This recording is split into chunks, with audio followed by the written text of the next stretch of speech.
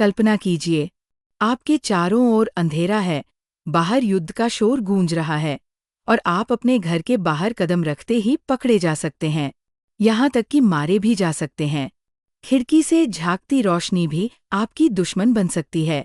ऐसे माहौल में आप अपने दिल की बातें किससे कहेंगे? आपके डर, आपके सपने, आपकी छोटी छोटी खुशियाँ और वो सब जो आपके दिल में कैद है, आप किसे सुनाएंगे? यही सवाल एक 13 साल की लड़की के सामने था, जिसने अपनी बातें, अपने राज, अपने आंसू और अपनी मुस्कान और कुछ एक डायरी में बंद कर दिए। उस डायरी का नाम था किटी और उस लड़की का नाम था एन फ्रैंक। आज हम चलेंगे उसके साथ, उन तंग गलियारों और बंद कमरों में जहां उसने जिंदगी के सबसे कठिन साल बिताए और अपने शब्दों से मौत के साए में भी उम्मीद को जिंदा रखा। ये कहानी है एक ऐसी लड़की की, जिसकी उम्र तो केवल 13 साल थी, लेकिन जिसकी सोच, अनुभव और कलम की गहराई ऐसी थी कि वो आज भी करोड़ों दिलों को छूती है। एन फ्रैंक का जन्म 12 जून 1929 को जर्मनी के फ्रैंकफर्ट में हुआ था। उसका बचपन सामान्य बच्चों जैसा ही था। स्कूल, दोस्तों के साथ खेलना, हंसी मजाक और परिवार का स्नेह। लेकिन उसके जीवन की दिशा अचानक बदल गई जब जर्मनी में नाज़ी शासन का उदय हुआ और यहूदियों के लिए जमीन तंग होती चली गई। जब हिटलर की नीतियों ने यहूदियों के लिए हर रोज का जीवन असंभव बना दिया, तब एन के माता पिता ने जर्मनी छोड़कर नीदरलैंड्स के एम्स्टर्डम में बसने का फैसला किया। उम्मीद थी कि वहां वे सुरक्षित रहेंगे। एम्स्टर्डम में शुरुआती दिन सामान्य थे, लेकिन धीरे धीरे नाज़ी प्रभाव वहां भी फैलने लगा। यहूदियों के लिए नियम कठोर होते गए, सार्वजनिक स्थानों पर जाना मना, स्कूलों में भेदभाव, पीले स्टार का बैच पहनना अनिवार्य और रात के बाद घर से बाहर न निकलना। एन उस समय एक उत्साही, बातूनी और सपनों से भरी लड़की थी। 13वें जन्मदिन पर उसे एक लाल कवर वाली डायरी मिली। ये डायरी केवल कागज का पुलिंदा नहीं थी, बल्कि उसका सबसे घनिष्ठ मित्र बन गई, जिसे उसने किटी नाम दिया। इस डायरी के पन्नों पर वो अपनी दुनिया के हर रंग को उकेरने लगी। दोस्तों की बातें, स्कूल के किस्से, परिवार के झगड़े, अपने सपने और डर। लेकिन 1942 की एक गर्मियों में, जब नाज़ी अत्याचार बढ़ गए और यहूदियों को पकड़कर कंसंट्रेशन कैंप भेजा जाने लगा, एन के पिता ओट्टो फ्रैंक ने तय किया कि अब छिपने का समय आ गया है। उन्होंने अपने दफ्तर के पीछे बने एक गुप्त अटारी को तैयार किया, जहां उनका परिवार और एक अन्य यहूदी परिवार, वैन डैन, छिपकर रहने लगे। एक छोटे से कमरे में 7 से 8 लोग, पर्दे से ढकी खिड़कियां, दिन के समय लगभग चुप्पी और बाहर की दुनिया से पूरी तरह कट जाना, यही उनका नया संसार बन गया। छिपकर रहने का ये जीवन आसान नहीं था। दिन में किसी भी तरह का शोर बाहर वालों को शक दिला सकता था और मौत बुला सकता था। पानी का नल चलाना, फर्श पर जोर से चलना, हंसना, सब पर रोक थी।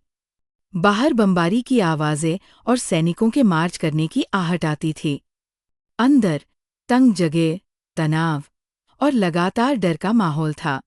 खाने पीने की चीजें सीमित थी और समय पर जो भी सामान मिलता उसे बांटकर खाना पड़ता। लेकिन एन ने इन परिस्थितियों में भी अपनी डायरी लिखना जारी रखा। उसकी कलम में कभी व्यंग्य, कभी गुस्सा, कभी मासूमियत और कभी गहरी उम्मीद झलकती थी। धीरे धीरे एन के विचार बदलने लगे। वह एक किशोरी से एक गहरी सोच वाली युवती बनने लगी। डायरी में उसने अपनी आत्मा के सबसे निजी कोनों को उजागर किया, अपनी कमजोरियां, डर, सपने और सवाल। इस दौरान वैन डैन परिवार के बेटे पीटर से उसकी दोस्ती बढ़ी। बंद कमरों में, साझा संघर्षों के बीच, यह दोस्ती धीरे धीरे एक हल्की सी मोहब्बत में बदलने लगी। एन ने अपने दिल की धड़कनों को, उस पहले प्रेम की मासूमियत को और उसके साथ आने वाली उलझनों को भी डायरी में संजोया। बाहर की दुनिया और भी खतरनाक होती जा रही थी। हर दिन नए नए यहूदी परिवारों के गायब होने की खबर आती। नाज़ी सेना और नज़दीक पहुंच रही थी। एन को यह पता था कि वे जितने भी सुरक्षित महसूस करने की कोशिश करें, खतरा हर पल मंडरा रहा है। फिर भी उसकी डायरी में बार बार उम्मीद झलकती थी। उम्मीद कि यह युद्ध खत्म होगा, वे फिर से खुले आसमान के नीचे सांस लेंगे और दुनिया में इंसानियत का राज होगा। ऐन की लिखावट में एक अद्भुत संतुलन था, एक ओर डर और हताशा, दूसरी ओर आशा और साहस। उसने लिखा कि इंसान मूल रूप से अच्छा होता है, चाहे परिस्थितियां कितनी भी बुरी क्यों न हों। ये विश्वास उस माहौल में लगभग चमत्कार जैसा था। डायरी का आखिरी पन्ना 1 अगस्त 1944 को लिखा गया।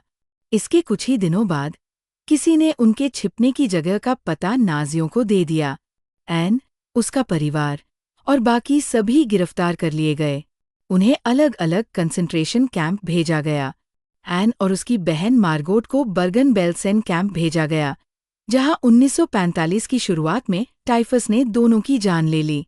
उस समय ऐन केवल 15 साल की थी। युद्ध खत्म होने के बाद ऐन के पिता ओट्टो फ्रैंक, जो परिवार में अकेले जीवित बचे, एम्स्टर्डम लौटे। वहां उन्हें ऐन की डायरी मिली, जिसे एक मित्र ने उनके लौटने तक संभाल कर रखा था। जब उन्होंने अपनी बेटी के लिखे शब्द पढ़े तो उन्हें एहसास हुआ कि ये केवल एक किशोरी की निजी डायरी नहीं, बल्कि एक ऐतिहासिक और मानवीय दस्तावेज है, एक ऐसी आवाज जो पूरी दुनिया को सुननी चाहिए।